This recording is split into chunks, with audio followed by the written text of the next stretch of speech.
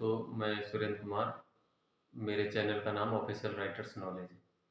मैं अपने भारतवासियों को प्रणाम करना चाहता हूँ। नमस्कार, सत श्री अकाल, वंदे मातरम। मैं आज लड़कियों के विषय में, स्त्रियों के विषय में ये वीडियो लेके आया हूँ।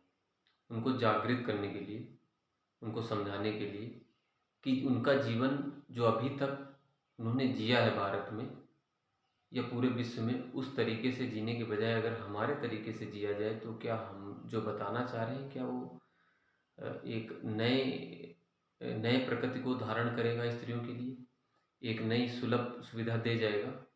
मैं इस विषय में बताना चाहता हूँ। मैं ये बताना चाहता हूँ हर एक औरत, हर एक लड़की को, खासकर उस लड़की को, क्योंकि लड़की ही फिर माँ बनती है, किसी की बहन बनती है। तो लड़की जब वो है, किसी की पत्नी या बीवी नहीं, उसके पहले ये चीज़ें उसे समझ लेना चाहिए। तो हम शुरुआत करते हैं लड़की के माँ बाप से कि आपके माँ बाप चाहे गरीब हों चाहे अमीर हों, आपको अवसर अगर पढ़ने का मिले तो आप खूब पढ़ें। और यदि आपको अवसर नहीं मिल पाया पढ़ने का, आपके माता पिता आपको अफोर्ड नहीं कर पाए, वो उनके पास आर्थिक स्थिति ठीक नहीं रही, उनके पास पैसा नहीं रहा तो आपको नहीं पढ़ा पाए, तो आप उसके लिए भी तैयार रहें कि नहीं पढ़ा पाए। लेकिन जैसे ही आप जागरूक हों, बड़े हों, आपको ये लगे कि नहीं, मुझे पढ़ना चाहिए या समझना चाहिए चीज़ों को, उसके बाद ही जीवन के किसी नए कदम पे कदम रखना है, समझना है चीज़ों को।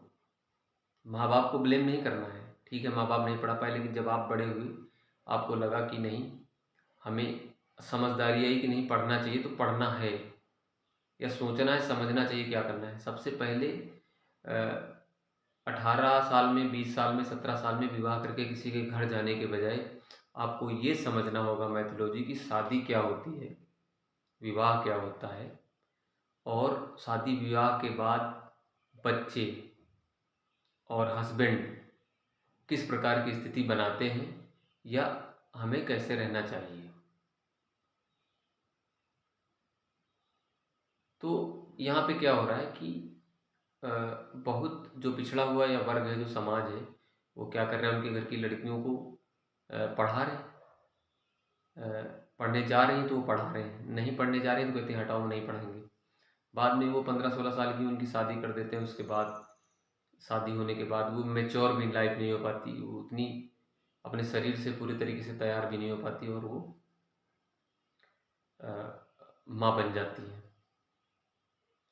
उनकी शारीरिक स्थिति उतनी अच्छी नहीं होती और वो माँ बन जाती है। माँ बनने के बाद क्या होता है कि वो ना तो अपने बच्चे का पालन पोषण कर पाती, खुद बीमार बनी रहती। उसके बाद क्या होता है कि जैसे ही 1-1.5 साल होते हैं, दूसरा बच्चा फिर आ जाता है, फिर तीसरा, फिर चौथा।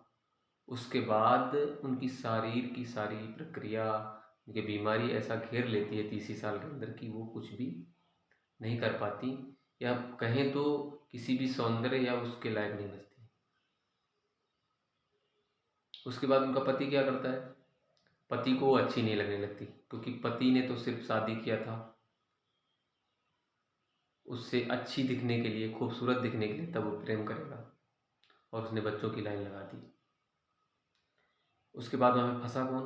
आप फंसेंगी ना कि 4 बच्चे हो गए, अब बेटा वहाँ छोड़ के कैसे आओगी। अभी वो सताने लगा या किसी और से प्रेम करने लगा, क्योंकि हमारे समाज की स्थिति ये है कि हमने शादी कर दिया लड़की की, उसके बाद अब लड़के बच्चे हो गए तो कैसे छोड़ के आ सकती हो तुम, बेशक वो मारी जाए, चिल्लाया जाए, दारू पी के कोई मारे, कुछ भी करे।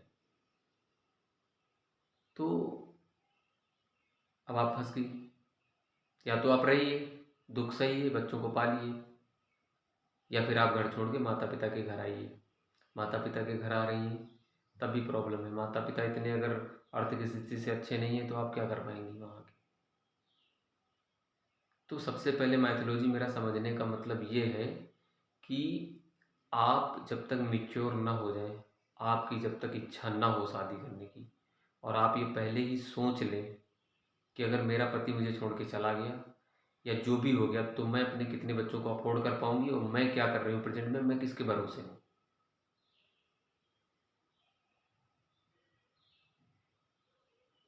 पहली बात तो अगर मौका मिले तो पढ़िए, अभी भी समय है, पढ़िए, समझिए, समझदार बनिए। उसके बाद में समझदार होने के बाद आप तब शादी ब्याह करिए। शादी ब्याह करने के बाद भी बच्चों के लानों की कतारें मत लगाइए। कोई कितना भी कहे कि नहीं यार हम तुम्हारा साथ देंगे, साथ देने से कुछ नहीं होता। कल को चट से तुम मर जाओगे या हम मर जाएंगे, कौन किसका साथ देगा। इसलिए अपनी फैमिली को अपने हिसाब से रखने का, अपने बच्चे का पालन पोषण जितना आप एक का कर पाओ आप एक रखो, आप एक भी ना कर पाओ तो कुछ भी मत रखो। वो आपकी इच्छा है, स्वीकृति। कोई आपको ये लाइसेंस नहीं दे रहा है किसी को कहने का कि आप बच्चे रखेंगे कि नहीं रखेंगे। अपने जीवन को पूरी स्वतंत्र तरीके से मजबूत बनाइए, अच्छे से बनाइए। पहले अपने पैरों पे खड़े होइए, अपनी आर्थिक स्थिति अच्छी कीजिए, उसके बाद आप शादी ब्याह कीजिए। नहीं तो मैं देख रहा हूँ समाज क्या कर रहा है कि जिससे प्रेम नहीं होता उससे शादी करा देते हैं, और जिससे प्रेम होता है उसको बताते हैं कि ये नरकी है, ये गलत है, बहुत बुरा है। जिस लड़की लड़के को प्रेम होता है उससे शादी ब्याह ये समाज नहीं करने देता। और जिससे प्रेम नहीं होता है, जिसको कभी हमने देखा नहीं, बेपरा नहीं, वो कैसा है कैसा नहीं, उससे हमारा विवाह करा देते हैं। उसके बाद यहाँ से शुरू होता है पूरा सिस्टम फेलियर का। हम जब उसको जानते नहीं, पहचानते नहीं, फिर भी हम उसके साथ रहने के लिए राजी हो रहे हैं ज़बरदस्ती। कब तक? 1 साल, 2 साल, 3 साल, 4 साल, 5 साल।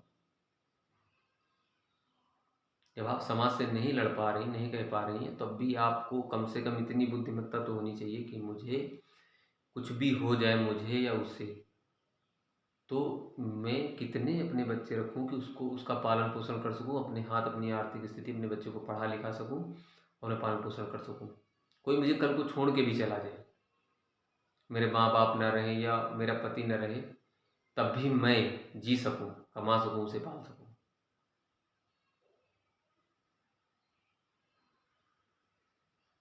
तो ऐसा माहौल लड़कियों सोच समझ के, बहुत अच्छे से चीज़ें समझ के अपने मन में बैठाना है और करना है ये सारी चीज़ें। धन्यवाद।